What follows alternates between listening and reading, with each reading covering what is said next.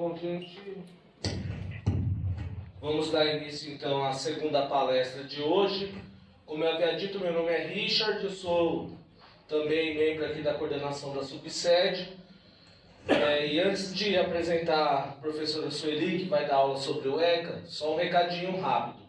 A APUESP produziu uma revista, né, que é um subsídio para o estudo de parte da bibliografia do concurso. Está com a revista com uma face aí, Josi? Presta aí para mim rapidinho. Bom, de qualquer forma, a revista ela tem um resumo de alguns textos que vão cair no concurso e ela está sendo vendida por R$40, tá? A gente já recebeu ontem alguns exemplares, então aqueles e aquelas que não fizeram a encomenda, porque a gente já iniciou a divulgação da encomenda da revista há bastante tempo. Então, quem tiver interesse, é só falar para a Ana, que é a nossa funcionária que está aqui na mesinha, para ela anotar. E aí, ao longo da semana, aqueles e aquelas que tiverem interesse, pagam os R$40 e podem retirar lá na subsede. Tudo bem? A revista, que é a apostila de parte da bibliografia do concurso. Bom, gente, então agora vai falar um pouco sobre o ECA. A professora Sueli Mangabeira. Sueli também é da nossa subsede, é conselheira, está organizando com outros companheiros e companheiras da Secretaria de Aposentados e Aposentadas da subsede e tem uma trajetória longa aqui na região. Foi professora da rede municipal, professora da rede estadual, se aposentou tem pouco tempo, né, Sueli? E vai também estar contribuindo aí com as nossas reflexões e estudos. Só antes de passar para a Sueli, essa daqui é a revista que eu falei, tá? Ela tem, além dos resumos aqui de alguns textos, né? Só para vocês saberem, então ela tem os textos da parte de tecnologias, da parte de relações étnico-raciais, são 3 textos, projetos e processos educacionais, também 3 textos, enfoque na aula, são 2 textos, e didática, 4 textos. Então a revista que tem, ela não está muito grossa, né? Então os resumos estão bem feitinhos, e tem também um simulado, né, para as pessoas exercitarem a leitura. Tá bem? Então quem tiver interesse, só encomendar aqui com a Ana Luísa. Então, Sueli, muito obrigado por dispor do seu tempo para ajudar a gente. E agora ela vai ajudar aí no debate. Obrigado, Richard. Então, para mim é uma satisfação estar aqui hoje com vocês para dar uma pequena contribuição em relação à questão do Estatuto da Criança e do Adolescente. E antes eu quero falar um pouquinho o que eu faço, o que eu fiz durante todo esse tempo de passado. Isso daqui eu fiz no campus, né, do Senado Federal. Então eu sou professora aposentada da rede estadual e municipal. Da rede estadual eu me aposentei em 2012 e da rede municipal em 2016. Sou conselheira estadual nessa gestão também. Sou uma militante bastante antiga, tá? Sou voluntária também em um projeto social que chama-se Amigos do Bem, que ajuda as famílias carentes do Nordeste. E atualmente também nós estamos aqui na subsede de São Miguel, começamos com algumas professoras aposentadas e professores também. Nós estamos fazendo coxa de retalhos para doar para os moradores de rua. Vamos entregar na prefeitura, né, nesses locais de acolhimento da prefeitura, tá? E uma coisa que eu acho de fundamental importância, eu fiz questão de colocar, que eu sou uma professora sindicalizada desde 1983, da APUESP. Eu iniciei em 1982, na Escola Força Aérea Brasileira, no Estado, e na Prefeitura inicializei no dia 6 de setembro de 1988 nesta escola aqui, tá? No Dom Paulo. Então, é uma das coisas que eu acho que é fundamental. Eu fiquei apenas um mês sem me sindicalizar, foi quando eu me aposentei, que o governo lhe retira automaticamente. Quando veio o meu primeiro olerite como aposentado, eu corri na PUESP e já fiz minha atualização, porque eu acredito que o sindicato, ele é mas vocês, o sindicato... Não, o sindicato somos todos nós associados a ele. Tá? Então, tudo que você... quando o Gilberto coloca, eu achei muito interessante, eu assisti toda a palestra dele, essa questão do diretor da escola, quando ele persegue, quando você é oprimido, você não vai procurar a diretoria de ensino, porque o diretor, com certeza, a diretoria de ensino vai estar do lado do diretor. Então, quem você deve procurar é o sindicato. Então, é muito importante a questão da sindicalização e da participação no sindicato, tá? E só antes de iniciar, eu quero colocar algumas questões. Eu, particularmente, a semana passada, eu tive numa atividade que eu achei muito interessante, que é a frente parlamentar, são dos deputados iniciou dos deputados do PSOL. Eu não sou ligada a nenhum partido político, mas ali tinha, porque eu quero assimilar a questão do ECA, que, por exemplo, a frente parlamentar vai ser formada por pessoas da saúde, da educação, dos assistentes sociais, do pessoal dos professores universitários da USP. E uma das questões que eu achei fundamental é esse conhecimento que você tem. Então, a educação, ela é continuada. A gente nunca para de estudar, nunca. Então, sempre que você assiste alguma coisa, coisas novas aparecem, você aprende. Então, a vida é um verdadeiro aprendizado, tá? Então, iniciando, né, a questão histórica do ECA, né? Então, a história do ECA, ela está intrinsecamente ligada à questão do fim da ditadura militar, tá? E ao processo de democratização do Brasil, que foi na década de 80, né? Gilberto acho que colocou isso muito bem também. Então, o que aconteceu? Naquela época, diversas organizações, fundações, empresariais, movimentos sociais, entre eles a educação de origem católica, que as pessoal de base das igrejas, né? das igrejas católicas.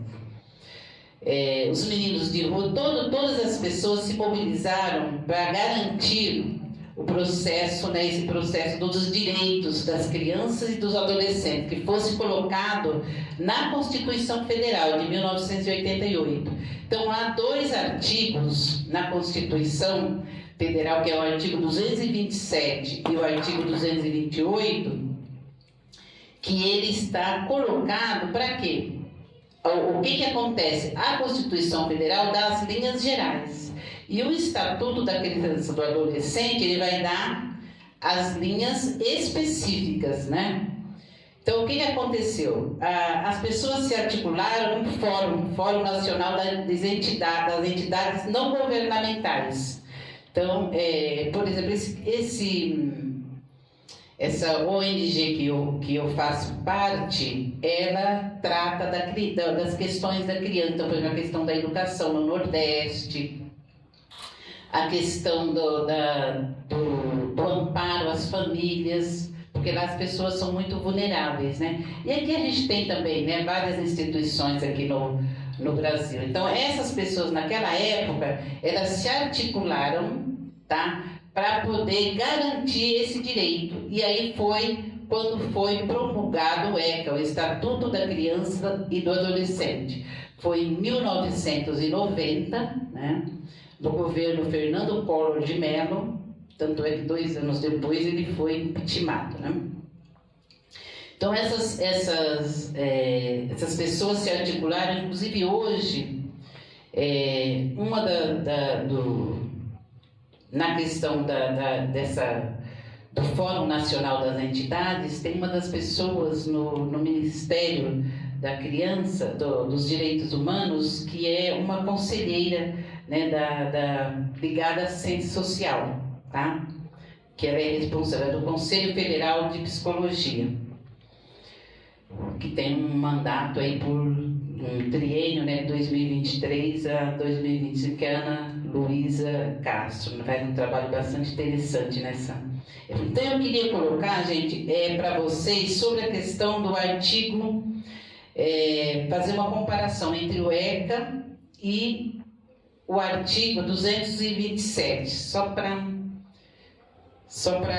colocar. Então, por exemplo, eles falam assim, no artigo 227 da Constituição, diz o seguinte: é dever da família, da sociedade e do Estado assegurar à criança e ao adolescente com absoluta prioridade o direito à vida. Vocês viram que na LDB é dever do quê? Do Estado e da família, né? Na LDB. Na Constituição Federal é dever da família, da sociedade e do Estado. E quando a gente fala em Estado, nós estamos falando nas 3 esferas. Tá? Nós estamos falando da União, dos Estados e dos municípios. Tá?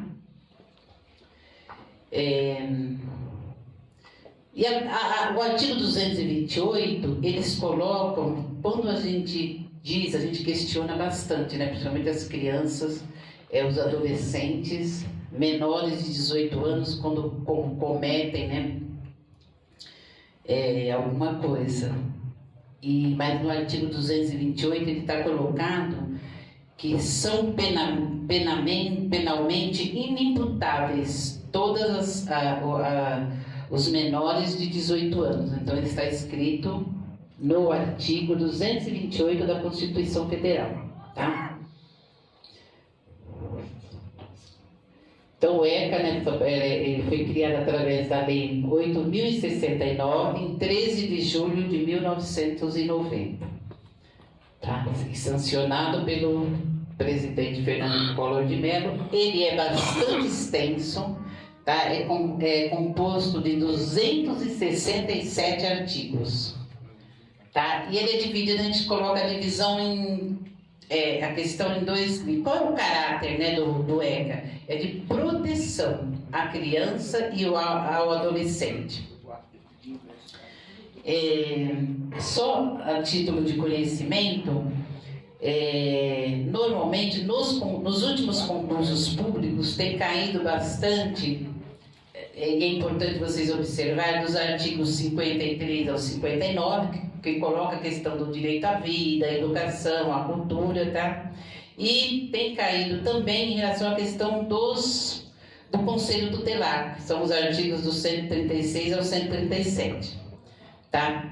E por isso que a gente fala que ele é dividido em 2 capítulos. Então, dos primeiros, do capítulo 1 até o capítulo 5, tá? Eles colocam, são 5 direitos, né, fundamentais da criança e do adolescente. Então, no capítulo 1, ele vai tratar do direito à vida e à saúde, que é do 7 ao 14, né? Do direito à liberdade, o direito à liberdade, ao respeito e à dignidade. O capítulo 3, do direito à convivência familiar e comunitária, do direito à educação e à cultura, e ao esporte, ao lazer também, e o capítulo 5 do direito à profissionalização e à proteção no trabalho. E o restante, a gente fala outra parte, ou outro livro do ECA, né? Na verdade, que passa a ser o título 3, que vai falar de toda a prevenção, da proteção, tá, da criança através do Ministério Público, a questão da adoção, a questão da tutela, tá? Então a gente eu vou me ater mais nessa parte, até porque eu não tenho muito tempo, tá? Só volta um pouquinho, Dácio. Volta mais um pouquinho. Então, o que eu acabei de colocar trata-se das questões gerais, né? A primeira parte do ECA, e se destaca por 5 direitos fundamentais da criança e do adolescente. Então, quem são esses direitos? Eles estão divididos, né, em capítulos bastante longos, tá? E engloba também a parte especial que traz as normas gerais, né, que regem a política e enfrentamento às situações de ameaça e violação aos direitos da criança e do adolescente, além de serem descritas as diretrizes da política de atendimento às medidas de proteção e socioeducativas, o acesso à justiça e aos crimes, né, aos crimes e às infrações administrativas. Então essa parte é a parte mais normativa, né, das normas do Ministério Público, da Justiça, tá? Passa, Dash. Então, o título 1 fala dos artigos, das disposições preliminares. É assim, não tem como eu não fazer a leitura até para vocês entenderem, né?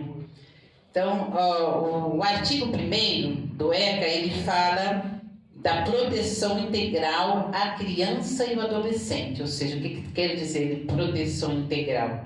Em todos os aspectos, tá? E considera-se, no artigo 2º, considera-se criança para todos os efeitos da lei a pessoa até 12 anos, tá? De idade incompletos, 11 anos, 11 meses e 29 dias, e adolescente aquela entre 12 e 18 anos. Isso é uma coisa importante, tá? O artigo 3º, ele vai falar da criança e do adolescente, que todas as crianças e todos os adolescentes, eles gozam de todos os direitos fundamentais inerentes à pessoa humana, sem prejuízo da proteção integral de que trata a lei, assegurando-se por lei ou por outros meios todas as oportunidades e facilidades a fim de lhes facultar o desenvolvimento físico, mental, moral, espiritual e social em condições de liberdade, de dignidade, ou seja, todas as crianças têm o direito à liberdade e à dignidade, ou seja, viver em condições dignas e viverem livres, tá? No artigo 4, no parágrafo único, ele fala, parágrafo único do artigo 3º, ele também eu acho que ele é bastante importante porque está assegurado também, ele tem uma relação com o artigo 227 da Constituição e com a LDB, em relação à questão dos direitos, né?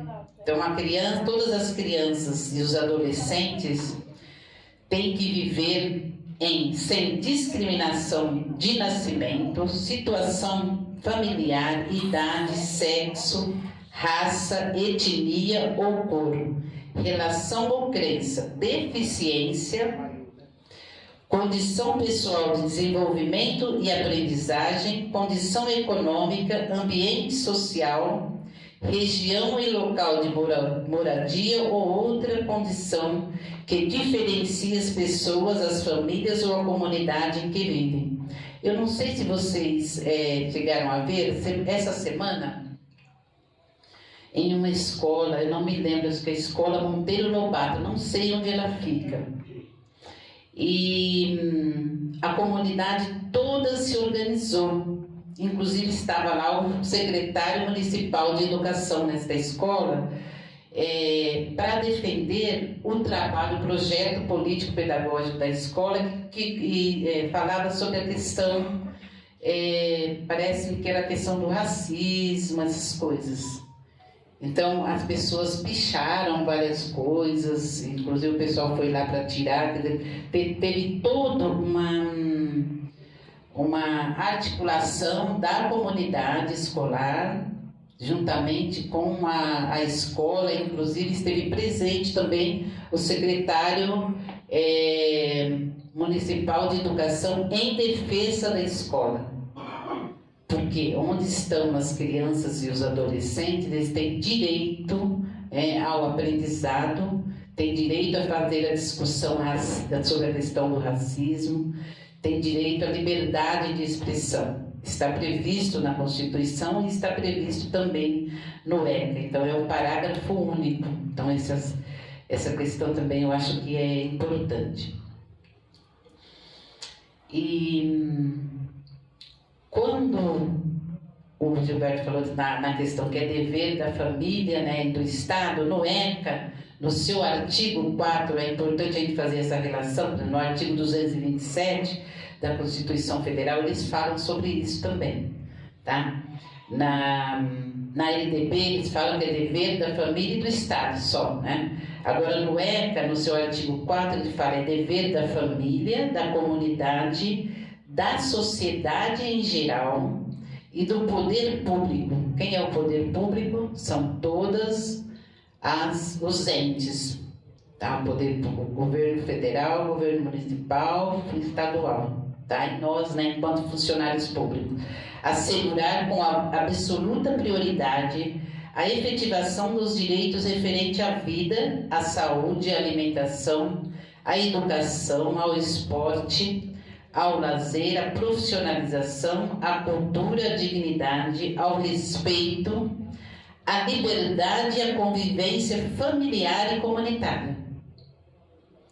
Então, quando a gente coloca essas coisas, nós vimos da impressão que nós estamos não estamos falando a mesma língua, nós que estamos no chão da escola no dia a dia, né? Mas a criança e o adolescente tem todos esses direitos assegurados. O que nós vimos na realidade, né? Nós vimos que muitas vezes a criança não tem o que comer, não tem a roupa para vir para a escola, não é?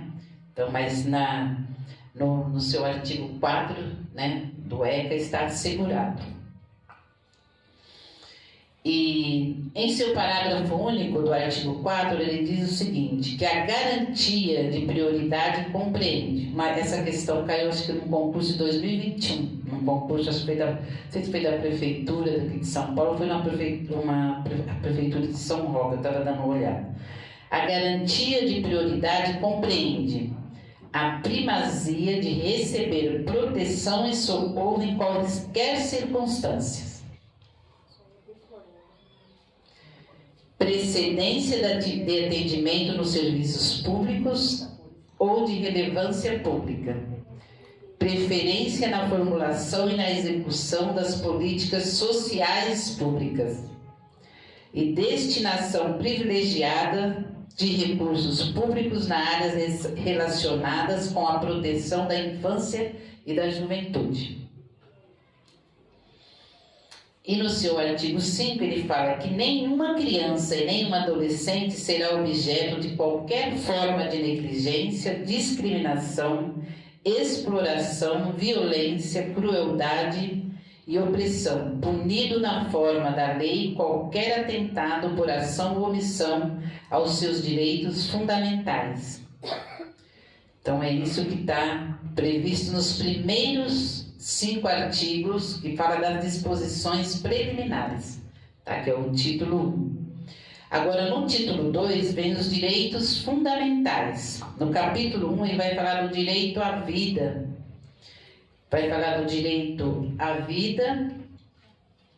E aí, do artigo 7º até o 14, ele vai falar do direito à vida e à saúde, tá? Então, vamos lá no seu artigo 7º, o que é que ele diz?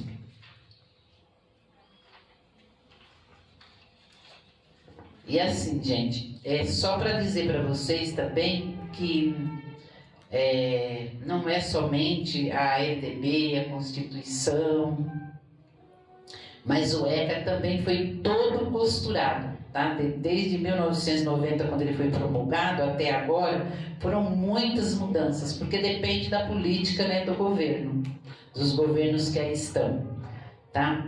Então, no artigo 7º, ele diz o seguinte, olha, a criança e o adolescente têm direito a proteção à vida e à saúde, mediante a efetivação de políticas sociais públicas que permitam o nascimento, desenvolvimento sadio e harmonioso em condições dignas de existência. Ou seja, a criança, de acordo com o artigo 7º, e o adolescente, eles têm direito à saúde, à casa, à moradia, a médico a qualquer momento que eles precisarem, tá?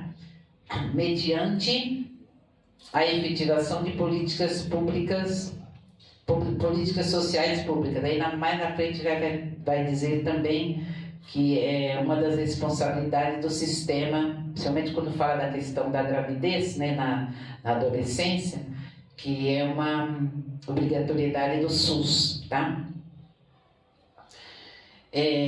No artigo 8º ele diz o seguinte, olha: é assegurado a todas as mulheres o acesso aos programas e às políticas sociais e às políticas de saúde da mulher e de planejamento reprodutivo, às gestantes, nutrição adequada, atenção humanizada à gravidez, ao parto e ao puerpério, e atendimento pré-natal, perinatal e pós-natal, integração no âmbito do Sistema Único de Saúde. Em 2016, essa foi modificada, porque antes era somente o Sistema Único de Saúde e o atendimento pré-natal e perinatal. E em 2016 foi modificada, que é pós-natal também, depois do nascimento, né, da criança, tá?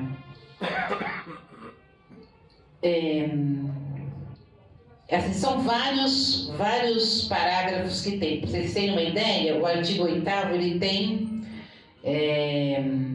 10 parágrafos. Depois eu posso até disponibilizar, não sei se... Bem que hoje em dia todo mundo tem acesso, né, em PDF, essa questão do estatuto, mas é importante vocês darem uma olhadinha nos parágrafos. Tem mais 10 parágrafos, tá?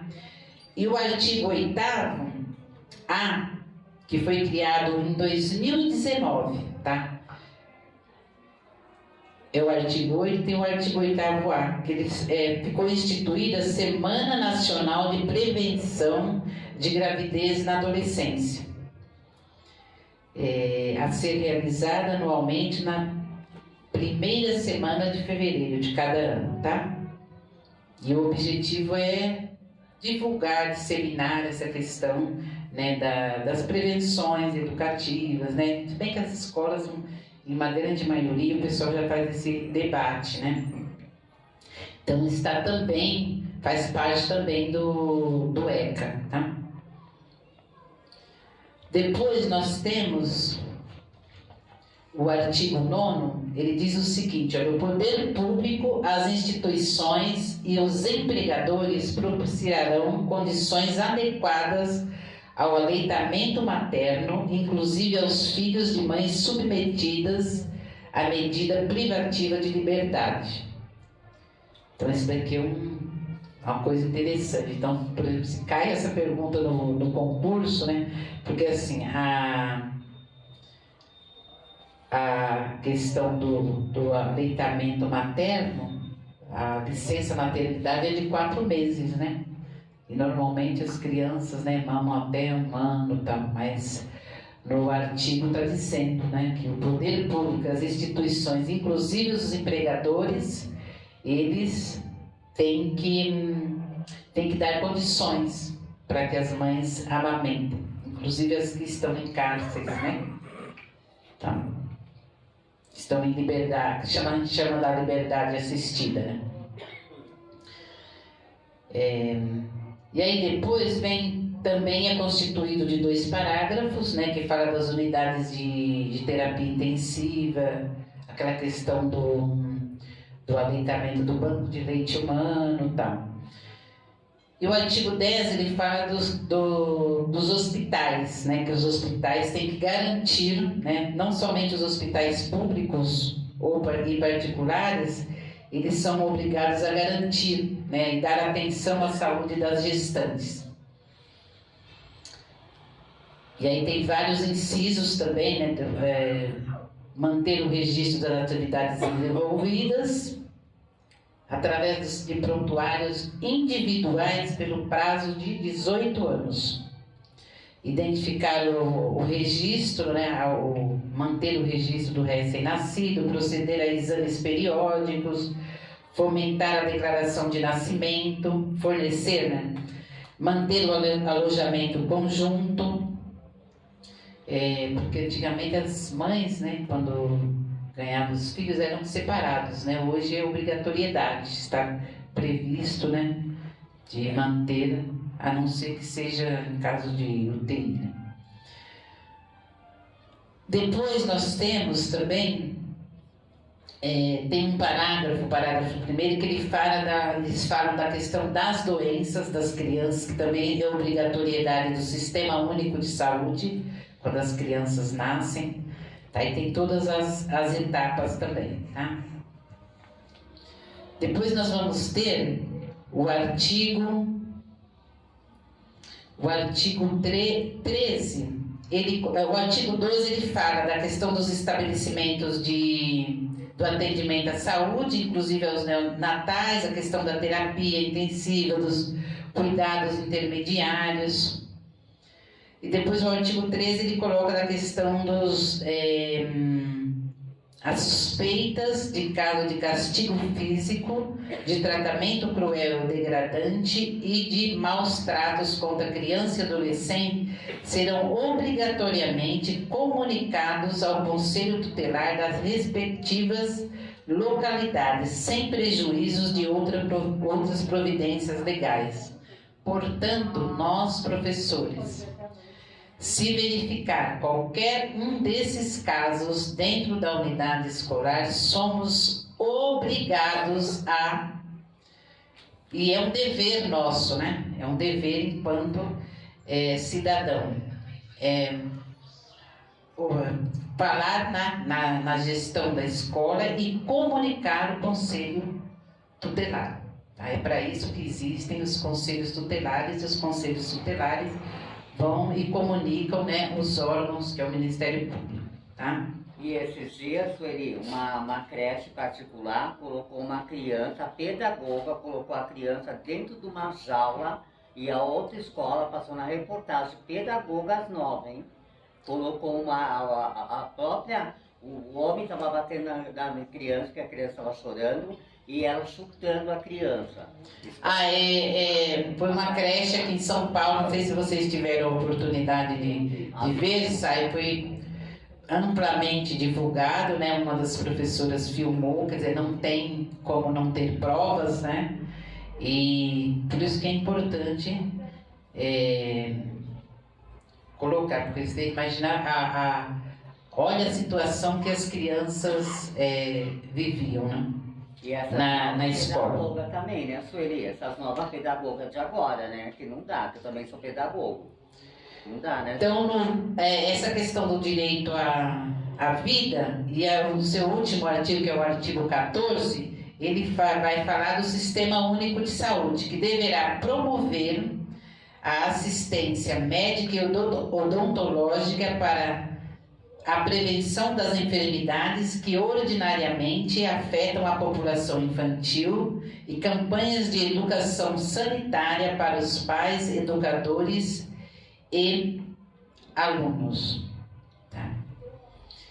E no parágrafo único do artigo 14, ele falava que era obrigatória a vacinação das crianças nos casos recomendados pelas autoridades sanitárias. Então, é uma obrigação. Em 2016, foi substituído pelo parágrafo primeiro, que ele diz o seguinte, é obrigatória a vacinação das crianças nos casos recomendados pelas autoridades sanitárias. Uma legislação de 2016 fez essa modificação e que o Sistema Único de Saúde promoverá esta vacinação, além da questão da saúde bucal das crianças e das gestantes. E além disso, a atenção odontológica. Então, por exemplo, se qualquer um desses parágrafos caírem na prova, é uma coisa que às vezes assusta, porque não é uma realidade nas escolas, né? Então é importante vocês estarem bastante atento nessas questões aí. E aí no parágrafo 5º eu achei interessante também colocar que ele diz assim: é obrigatória a aplicação a todas as crianças nos seus primeiros 18 meses de vida de protocolo ou instrumento constituído com a finalidade de facilitar a detectação em consultas pediátricas de acompanhamento da criança de risco para o seu desenvolvimento psíquico. Então, essas questões falam do direito à vida, tá? Agora, no capítulo 2, que vai dizer do direito à liberdade, ao respeito e à dignidade, é o artigo do 15 ao 18, tá? Vamos falar da questão do direito à liberdade. Eu vou passar mais rápido, porque senão no meu tempo não vai dar, tá, gente? Então ele diz assim, no artigo 15 ele fala assim, olha, a criança e o adolescente têm direito à liberdade, ao respeito e à dignidade, como pessoas humanas em processo de desenvolvimento e como sujeitos de direitos civis, humanos e sociais, garantidos na Constituição e nas leis. Então, além de estar garantido na Constituição Federal, está garantido também nas leis, tanto na LDB como no ECA, tá? Então, o artigo 16, o direito à liberdade compreende os seguintes aspectos. Esse daqui é uma coisa importante também, tá? Que vocês devem atentar. Ir, vir e estar nos logradouros públicos e espaços comunitários, ressalvados as restrições legais. Opinião e expressão. Então, todas as crianças e os adolescentes têm direito a opinar e a se expressar. Crença e culto religioso. E é por isso que nós não podemos, né, levar lá na escola a igreja, porque a escola é um espaço laico, em que cabem todas as religiões. Então eu não posso lá levar o pastor, não posso lá levar o pai santo, não posso, a não ser que eles vão para fazer uma atividade conjunta, né, ou para falar de alguma coisa, ou então, crença e culto religioso. As crianças têm esse direito a terem as suas religiões, tá? Brincar, praticar esportes e divertir-se. Inciso 5. Participar da vida familiar e comunitária sem discriminação. Participar da vida política na forma de lei. Então, uma das questões, essa questão aqui da vida política, quando os jovens começam as crianças e os adolescentes se organizam nas escolas através do grêmio estudantil, é uma forma de participação na vida política, tá? Buscar refúgio, auxílio e orientação. O artigo 17, ele fala, quando a gente fala buscar auxílio, refúgio, auxílio e orientação, o que a gente tem muitos problemas nas escolas. Eu, inclusive durante o meu tempo, eu acho que isso tem se acirrado mais atualmente, até por conta da questão da violência, né, nas escolas. A pandemia acho que trouxe muitas mudanças, né, na nossa vida enquanto profissionais da educação. A questão da separação dos pais, então a gente observa, eu tive um caso, assim, inclusive foi na família, né, da criança, que ela ficou, houve a separação dos pais, e por conta da pandemia, ela era uma criança que mora na zona rural, e o que aconteceu? A mãe era uma funcionária é uma cidade bem pequena, para vocês terem uma ideia, cidade pequena, a mãe era a funcionária da diretora da escola, então assim, a criança era vista por todo mundo na escola, tal, e com a separação dos pais, o que acontece? A criança, ela se fechou para dentro dela e assim, queria desaparecer de todo mundo, não queria mais ir para a escola, por conta da separação. Então, muitas vezes, o que a gente observa nessas questões, a importância do papel do professor, de estar observando o aluno, né? a observação e do acompanhamento. Tanto é que essa criança hoje passa por um tratamento psicológico. Então é fundamental o professor nesse aspecto, né? Quando no inciso 7 fala da questão do auxílio e da orientação, a busca do auxílio, né, para a criança e da orientação por parte do professor. Então nós também somos responsáveis por isso enquanto professor. E do artigo 17, ele fala da questão da inviolabilidade da integração física, psíquica e moral da criança e do adolescente, abrangendo a preservação da imagem. O Gilberto colocou isso, né, na fala dele. Quando a gente tira foto da criança, coloca na internet, né? Então, logo no começo, a primeira coisa que a gente tem que fazer no início do ano é o direito à imagem, né? O pai ou a mãe tem que vir na escola para poder assinar, principalmente nos dias de hoje, tá? Então, essa coisa é uma coisa bastante importante. Quando eu trabalhava na prefeitura, a primeira coisa que a gente fazia no início do ano era pedir para que os pais assinassem, né, os que não queriam assinar, né, que achavam que não, ele não colocar, porque tem que ter a autorização dos pais ou responsáveis pela criança e pelo adolescente, tá? Consta do artigo 17 do ECA.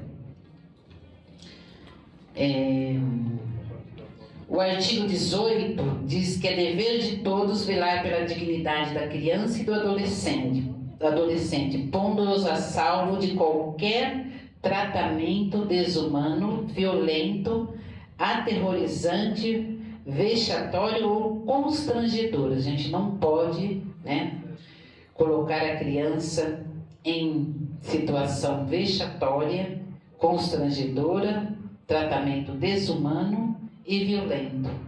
Tá? Então, esses são direitos que a gente chama dos direitos à liberdade, ao respeito e à dignidade. E em 2014 foi colocado foi incluída a Lei 13.010 de 2014, que a criança e o adolescente, eles têm direito de ser educados e cuidados sem uso de castigo físico ou de tratamento cruel e degradante, como formas de correção, disciplina, educação ou qualquer outro exemplo, pelos pais, pelos integrantes da família ampliada, pelos responsáveis, pelos agentes públicos, executores de medidas socioeducativas ou por qualquer pessoa encarregada de cuidar deles, tratá-los, educá-los ou protegê-los. Porque a gente sabe que tem alguns casos, quando a gente fala da família ampliada, né? Tem alguns casos em que o Ministério Público, ele também, além da família, quando há problemas, amplia-se a questão dos cuidados. Eles delegam, né, através de tutelas, né, a outras pessoas, né? Ou mesmo a gente vai verificar que lá no finalzinho tem a questão da guarda, né, e das tutelas, né, tá? E das adoções. Depois nós vamos... E aí tem outro artigo também. São vários artigos. No ECA, em 2014, foi colocado um outro artigo também, que fala de cursos, de programas, de orientações para os pais, de advertência, tratamento de saúde especializada às crianças que são vítimas, tá? Foi incluído um outro artigo através dessa lei 13.010, tá? De 2014. E no capítulo 3 fala do direito à convivência familiar e comunitária, tá? Dentro deste capítulo 3, nós temos seções, tá? Olha, a seção 1 vai falar das disposições gerais, que é do artigo 19 ao artigo 24.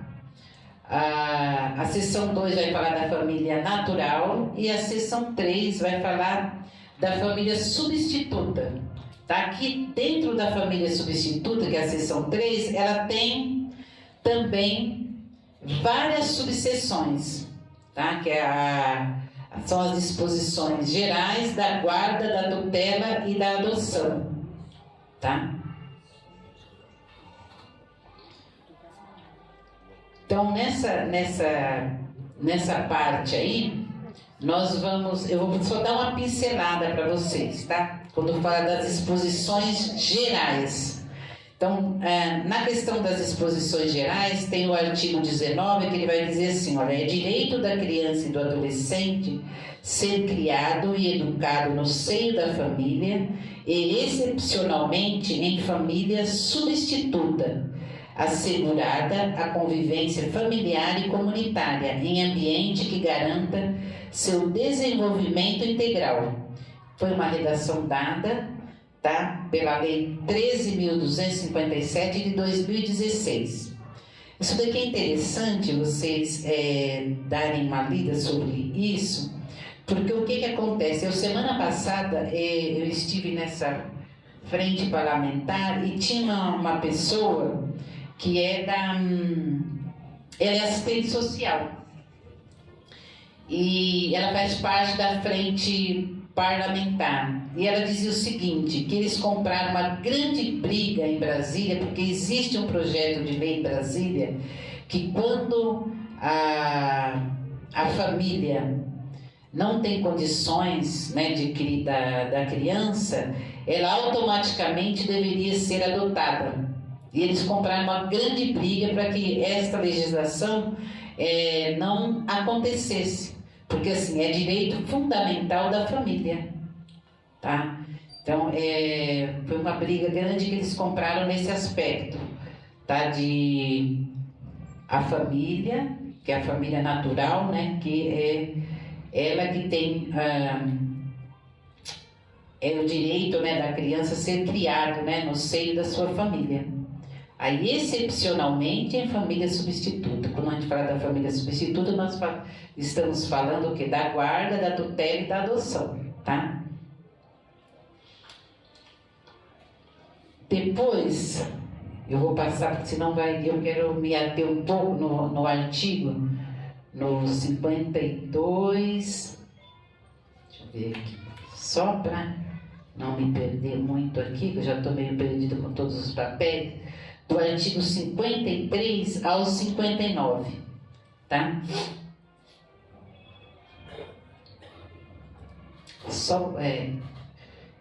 O capítulo 4, ó, do direito à educação, à cultura, ao esporte e ao lazer. Estes artigos são normalmente os artigos que mais caem, tá? Nos concursos públicos, tá? 53 ao 59. Do 53 ele vai falar o quê? O capítulo 4, que vai falar do direito à educação, à cultura, ao esporte e ao lazer. Então, no 53 está dizendo o seguinte, olha, a criança e o adolescente têm direito à educação, visando ao pleno desenvolvimento de sua pessoa, preparo para o exercício da cidadania e a qualificação para o trabalho, assegurando-lhes a igualdade de condições para o acesso e a permanência na escola. Vocês viram que está previsto na LDB isso daí também, né? Direito, e na Constituição Federal, mas na Constituição não vai cair no concurso. Direito de ser respeitado por seus educadores. Direito de contestar critérios avaliativos, podendo recorrer às instâncias escolares superiores, seja o conselho de escola, diretoria de ensino, ao diretor da escola, diretoria de ensino. Direito de organização e participação em entidades estudantis. Então, de acordo com o ECA, tá? O Estatuto da Criança e do Adolescente, o direito de participação nos grêmios estudantil está previsto no artigo 53, no seu inciso 4º, tá? O inciso 5, ele foi substituído em 2019, tá? Porque assim, o inciso 5 antes era assim, acesso à escola pública e gratuita próxima à sua residência. Ó, escola pública e gratuita próxima à sua residência. Ele foi substituído. Ó. Acesso à escola pública e gratuita próxima à sua residência, garantindo-se vagas no mesmo estabelecimento e irmãos que frequentam a mesma etapa ou ciclo de ensino de educação básica. Ou seja, a escola é obrigada a dar esse direito aos alunos estudarem próximos de suas residências, garantindo o mesmo estabelecimento caso tenha irmãos, tá? Na mesma etapa ou ciclo da educação básica. É uma redação que foi dada pela Lei 13.845 de 2019, tá? E no parágrafo único ele diz o seguinte, no artigo 53. É direito dos pais ou responsáveis ter ciências do processo pedagógico, bem como participar da definição das propostas educacionais. Vocês lembram do projeto do PPP, Projeto Político Pedagógico, que ele colocou? Então, é direito de todos os pais, além da comunidade no geral, né, de toda aquela população, do diretor da escola, dos professores, dos alunos, da comunidade em torno, dos pais também, tá? E em 2019, também através dessa legislação,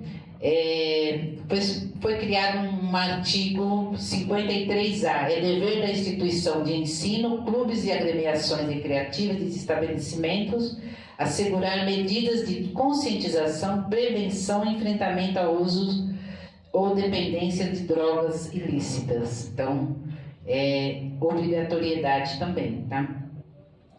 Foi uma mudança também que foi feita em 2019, até por conta do grande número, né, de crianças de dependência, né? Crianças e jovens, né?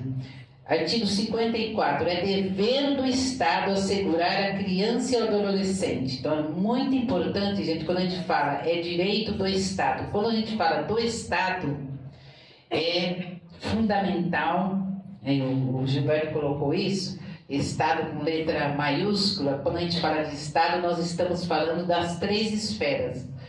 O governo federal, o governo estadual e o governo municipal, tá? Então, dever, né? E o inciso 1 do artigo 54 fala: ensino fundamental obrigatório e gratuito, inclusive para aos que ele não tiveram acesso na idade própria. Progressiva extensão da obrigatoriedade e gratuidade ao ensino médio. Inciso 3º, atendimento educacional especializado aos portadores de deficiência, preferencialmente na rede regular de ensino. Então, isso já foi colocado aqui hoje, né? A questão dos portadores de deficiência. Atendimento em creche e pré-escola às crianças de 0 a 5 anos de idade. Tá? Foi uma redação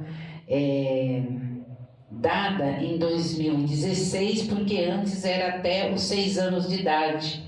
A creche e a pré-escola. Agora, os 6 anos, a partir dos 6 anos é o ensino fundamental, né? Tá? Então, houve uma modificação, porque o inciso 4 antes era até os 6 anos. Como os 6 anos agora é o ensino fundamental, foi dada essa modificação. Acesso aos níveis mais elevados de ensino, de pesquisa e da criação artística segundo a capacidade de cada um. Então, também, né, a questão aos níveis de ensino mais elevados, que é aquela questão da progressão, né? Oferta do ensino noturno regular adequada às condições do adolescente trabalhador. A gente acha até bem esquisito isso daqui, né? Porque a maior parte das nossas escolas hoje não existe mais ensino noturno. Está fechada, Então, está assegurado no artigo 54, no seu inciso 6º, a oferta do ensino regular noturno, tá?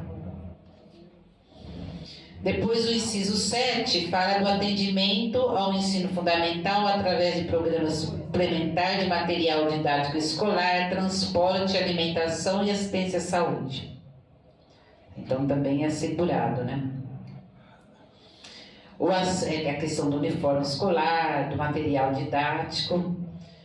O parágrafo primeiro, o acesso ao ensino obrigatório e gratuito, é direito público subjetivo, ou seja, direito, né, público do sujeito.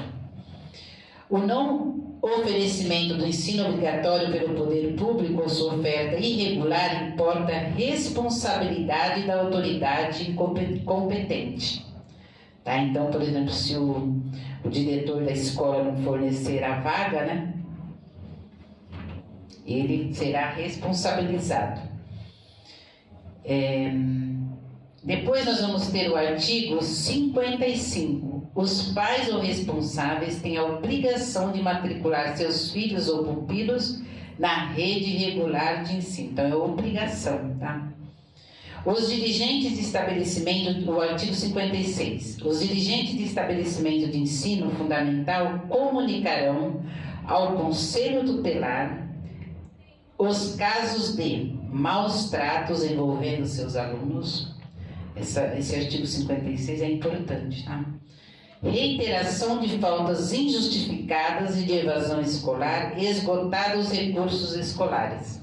Nós sabemos que na maior parte das escolas, através dos conselhos de escolas, das normas, tem um número de faltas, né, que são justificáveis, né?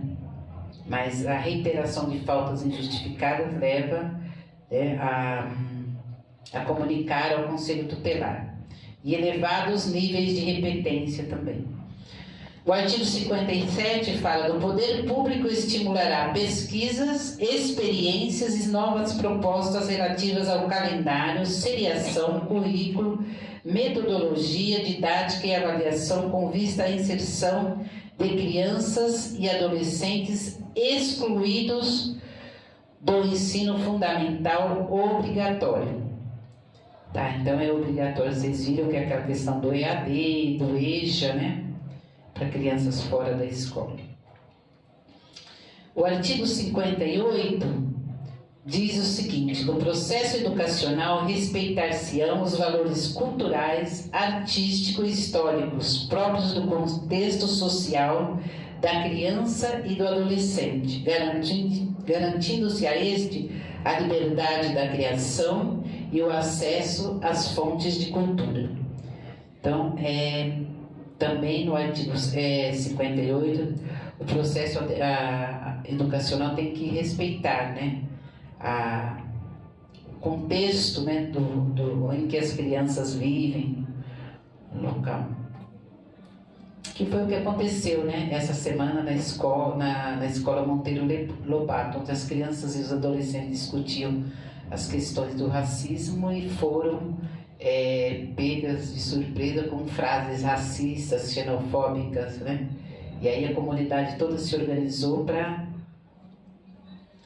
lutar, né, contra todo esse tipo.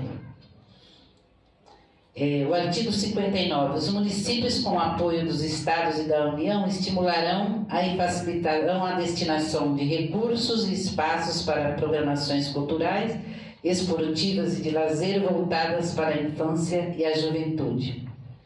Então, a questão da destinação de recursos são aqueles recursos, inclusive, que está previsto na LDB, né, que é de 18%, né, e de 25% dos estados e dos municípios.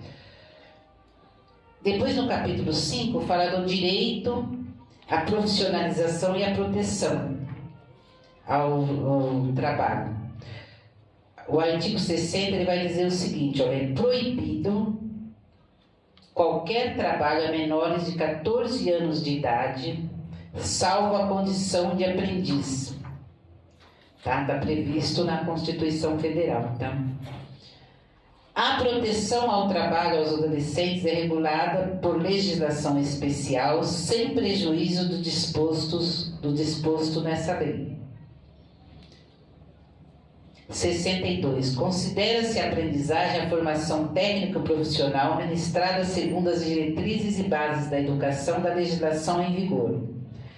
Então, é o que o Gilberto estava colocando, né? Então, sempre coloca-se o que? A questão da legislação em vigor, tá?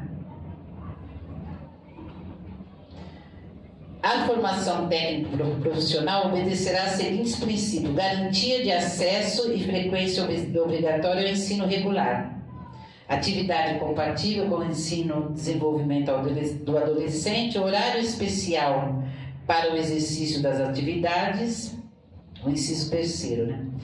E o artigo 64 diz o seguinte, que ao adolescente até 14 anos de idade é assegurada a bolsa aprendizagem. E no artigo 65, verifica a diferença, olha. Ao adolescente aprendiz maior de 14 anos são assegurados os direitos trabalhistas e previdenciários. Então tem aquelas horas que eles podem trabalhar, que no máximo é de 6 horas, né? Acima de 14 anos, tá?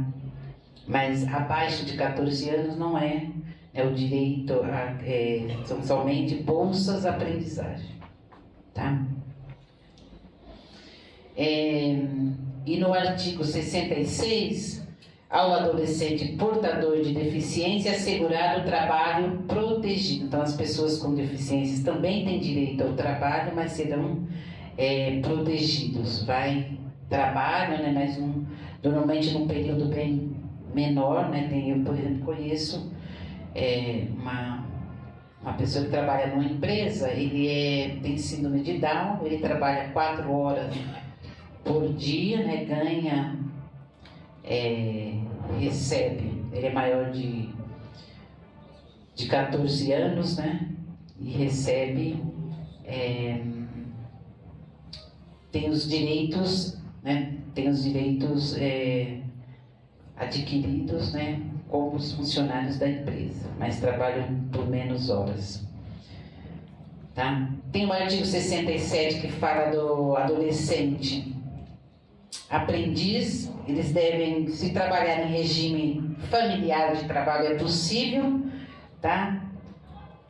Tem que ser assistido também, mas é vedado o trabalho noturno entre 22 horas, né, às 5 horas do dia seguinte, trabalho perigoso, insalubre, penoso e realizado em locais prejudiciais à sua formação e ao seu desenvolvimento físico, psíquico, moral e social, tá? Deixa eu só ver meu horário aqui, porque, nossa, já cumpri meu horário. Só para dar uma pincelada nessas questões, gente, eu vou deixar, né, quem quiser à disposição, vou deixar o meu material na subsede, eu fiz esse resuminho, tá? E quem quiser também não tiver acesso, eu tenho toda a legislação sobre a questão do ECA, mas assim, é bem fácil hoje em dia, até por conta da internet, né? A gente fala dos Googles da vida, eu sou meio contra essa questão Posso fazer uma pergunta para você? Deixa eu só terminar essa questão das exposições gerais, ô Gilvan, tá? Que aí depois você me pergunta, tá bom? Que é a segunda parte, que a gente fala da parte especial, que traz as normas. Então, assim, do direito, só voltando um pouquinho no artigo, no capítulo 5, do direito à profissionalização, que é do artigo 60 ao 69, que eu acredito que vocês têm que... esses capítulos, eles são eu acho que eles são meio fundamentais para a questão do concurso público atualmente, tá? Porque se fala muito na questão da profissionalização, né? Principalmente em relação à questão do ensino médio. Então é bom vocês darem uma olhada aí do 60 ao 69, porque o governo, como o Gilberto estava falando, que ele era um FEDER aqui, e a gente tem que falar da questão o que o governo pede, mas a gente tem que ter, é importante até para a hora da prova, tá, gente? Só uma dica para você, porque assim, a gente tem que ter o que o governo pensa, né? Que muitas vezes nós, enquanto trabalhadores da educação, pensamos totalmente diferente, né? Mas o nosso pensamento nesse momento a gente tem que deixar de lado, tá? Então, como o governo está, a questão do sucateamento da educação, a questão da profissionalização que eles estão querendo, das coisas muito rápidas, né, principalmente na área das tecnologias, essa questão da profissionalização dos jovens, tá, do adolescente, eu acho que é bom vocês também darem uma olhada nessa questão aí. E na segunda parte, gente, eu vou... que fala da prevenção, né, das exposições gerais, por exemplo, no capítulo 1, eu vou falar, assim, bem rapidamente, tá, das exposições gerais, e depois já vou falar da questão do conselho tutelar, tá? Porque o Josafá tem um horário, que até 1h, né, e eu estou super atrasada aqui. Então, é dever de todos prevenir a ocorrência de ameaça ou violação dos direitos da criança e do adolescente. Então, olha o que está previsto. É dever de todos, ou seja, é dever de todos os cidadãos, do Estado, do município, do governo federal, de todas a sociedade civil, de todos os pais, de todos nós professores, tá? Prevenir a ocorrência ou ameaça ou violação dos direitos da criança e do adolescente, ou seja, desses de 5 direitos, desses cinco capítulos, que são os capítulos fundamentais do ECA, tá? São 5 capítulos que tratam dos direitos da criança e do adolescente, tá?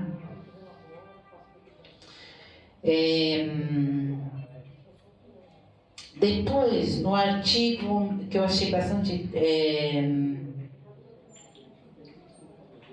interessante também, que eles falam dessa questão da prevenção especial, da cultura, ao lazer, aos esportes. O poder público, é o artigo 74. O poder público, através dos órgãos competentes, regulará as diversões e espetáculos públicos, informando sobre a natureza deles, as faixas etárias a que não se recomendam, locais e horários em que sua apresentação se mostre inadequada. Parágrafo único. Os responsáveis pelas diversões e espetáculos públicos deverão afixar em lugar visível e de fácil acesso à entrada do local de exibição informação destacada sobre a natureza do espetáculo e a faixa etária especificada no certificado de classificação. Toda criança ou adolescente terá acesso a diversões e espetáculos públicos classificados como adequados à sua faixa etária, que é o artigo 75. Isso daqui também é importante, gente, porque tem umas... Eu, particularmente, vivenciei uma situação dessa, isso há alguns anos atrás, que a professora, inclusive, foi presa, né? Saiu em todos os jornais, né? Que a professora passou o filme do Calígula para os alunos de 8ª série. Naquela época era a 8ª série. E ela foi presa, radicalmente presa a 63 aqui de Guaianazes. Tá? Então, essa questão também é importante. Tá? Que são o título 3 aí que fala da prevenção. Então, agora eu vou passar rapidamente para o artigo que fala da questão do Conselho Tutelar. Houve muitas mudanças, tá, gente? Que são as questões que caem, têm caído nos últimos concursos públicos, tá? É do 130 e... Só voltando lá, do 130 para frente, acho que é do 133 ao 139. Fala dos conselheiros, do 133 ao 139. Então, olha, para vocês terem uma ideia, vou falar como é constituído, né, o Conselho Tutelar. Lei municipal ou distrital disporá sobre o local, dia e horário de atendimento do Conselho Tutelar, inclusive quanto à remuneração dos respectivos membros aos quais é assegurado o direito. Então, o que acontece? O Conselho Tutelar ele é eleito, né? Inclusive é muito importante a gente estar participando das eleições dos conselheiros tutelares, para a gente não ter os conselheiros tutelares que não estarão do lado das crianças e da nossa comunidade, de nós, tá? Então, os conselheiros tutelares têm direito à cobertura previdenciária, gozo de férias, licença maternidade, paternidade e gratificação natalina. Essa questão dos conselheiros constará na lei orçamentária do município e são atribuições do Conselho: atender as crianças e adolescentes nas hipóteses previstas dos artigos 98 e 105 do Estatuto da Criança e do Adolescente, promover a execução de suas decisões, podendo, para tanto, requisitar serviços públicos na área da saúde, educação, serviço social, previdência, trabalho e segurança. Representar junto à autoridade judiciária nos casos de descumprimento injustificado de suas deliberações, ou seja, o Conselho Tutelar ele comunica ao Ministério Público, tá, gente? Através de relatórios e tal. Encaminhar ao Ministério Público notícia de fato que constitua infração administrativa ou penal contra os direitos da criança e do adolescente. Isso é obrigatoriedade do Conselho Tutelar, tá? Encaminhar à autoridade judiciária os casos de sua competência, providenciar a medida estabelecida pela autoridade judiciária prevista nesses artigos, né? Expedir notificações, requisitar certidões de nascimento e de óbito da criança ou do adolescente quando necessário. O inciso 9, assessorar o poder público local na elaboração da proposta orçamentária para os planos e programas de atendimento aos direitos da criança e do adolescente. No inciso 10, representar em nome da pessoa e da família contra os direitos previstos no artigo 220 da Constituição Federal, que são os direitos fundamentais, né, da criança e do adolescente.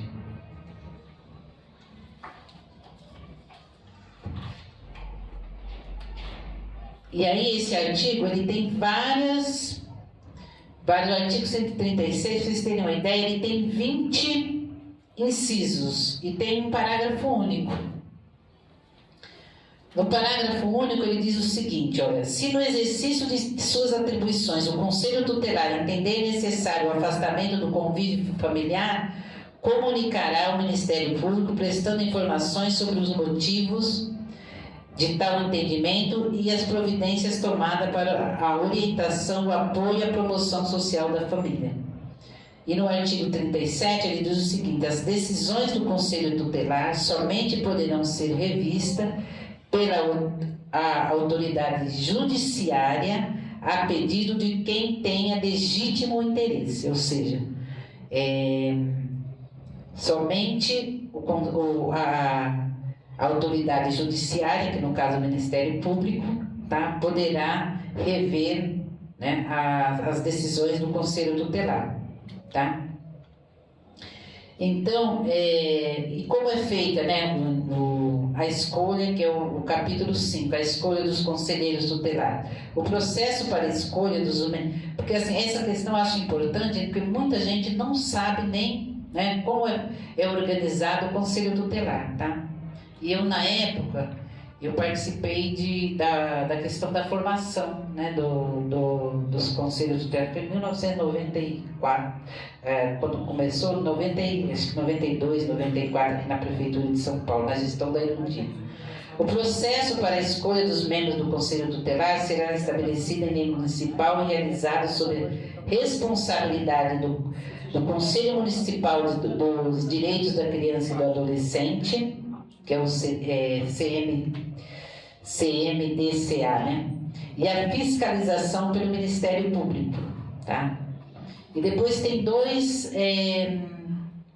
três incisos. Então, o processo de escolha dos membros do Conselho Tutelar ocorrerá em data unificada em todo o território nacional, a cada 4 anos, no primeiro domingo do mês de outubro, do ano subsequente ao da eleição presidencial. Então, este ano, nós temos... Esse ano ou ano que vem, Josafá? Esse ano, né? Nós temos, porque é um ano subsequente ao da eleição para presidente. A posse dos conselheiros tutelares ocorrerá no dia 10 de janeiro do ano subsequente, então vai ser em outubro deste ano, e no próximo dia 10 de janeiro vai ser o processo de escolha. Essa legislação ela foi modificada também em 2012. E no parágrafo 3º diz o seguinte: no processo de escolha dos membros do Conselho Tutelar é vedado ao candidato doar, oferecer, prometer ou entregar ao eleitor bem ou vantagem pessoal de qualquer natureza, inclusive brindes de pequeno valor. Foi incluído esse parágrafo 3º pela legislação, pela lei número 12.696 de 2012, tá? Então, no processo dos conselheiros tutelares é vedado, tá, gente? Doar, oferecer, principalmente oferecer, como se diz, condução gratuita para que se vote num determinado conselheiro tutelar, tá? Está previsto aqui no artigo 139, em seu parágrafo 3º. Tá bom? Então, só que você ia perguntar, Gilvan?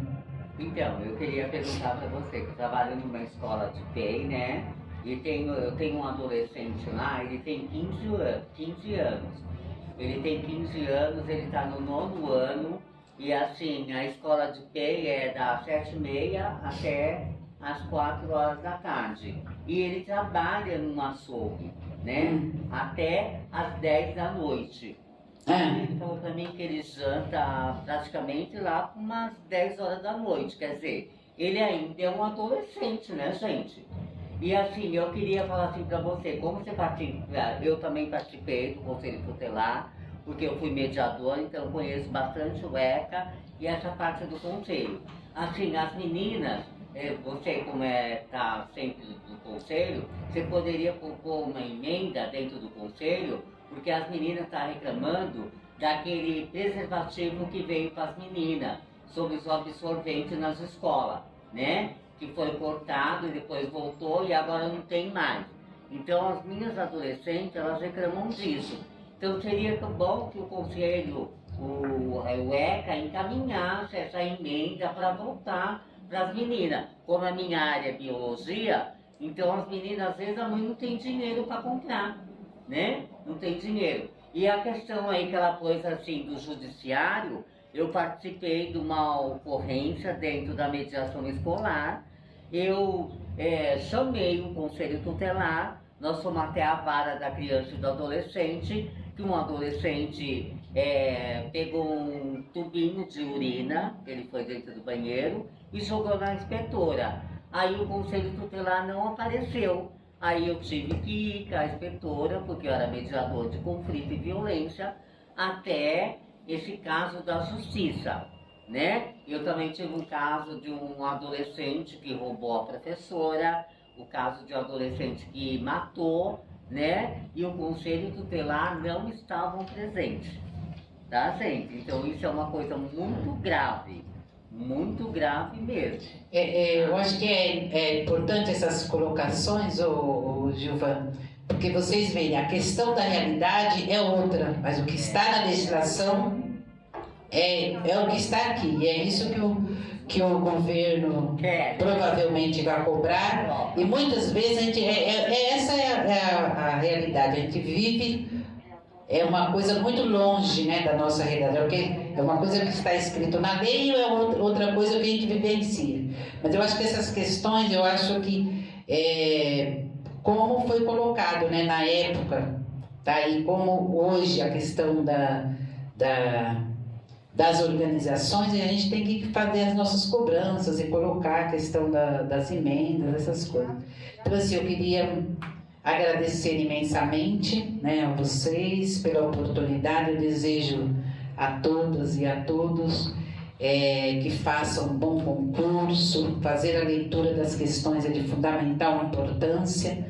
Todo concurso público e toda prova, ela gera uma certa ansiedade, mas nós temos que ter bastante paciência. A gente sabe que normalmente todo concurso tem assim, olha, de duas questões que não tem nada a ver, né, quando a prova é de múltipla escolha. Então, normalmente você tem que fazer a leitura e já descartar aquelas e pensar naquelas ali, quando você tem dúvida. Mas, e que o concurso público, que as provas como o Gilberto colocou no início, né? Você não vai se você não passou. Eu desejo que todos passem, né? E que sejam os melhores classificados, e que a nossa luta seja por mais concursos públicos em todos os setores, tá? E mais vagas, a abertura de mais vagas, mas que não vai te deixar menos ou mais, né, ser um bom professor. Eu desejo bons estudos a todos e vou estar aqui à disposição. Às terças-feiras eu dou plantão na subsede a partir das 14 horas, tá? Estarei à disposição lá, quem quiser tirar alguma dúvida, tá bom? E agradeço imensamente pela paciência de vocês, e que eu ultrapassei totalmente o meu horário aqui. Meus desculpas, Josafá. Obrigado, gente.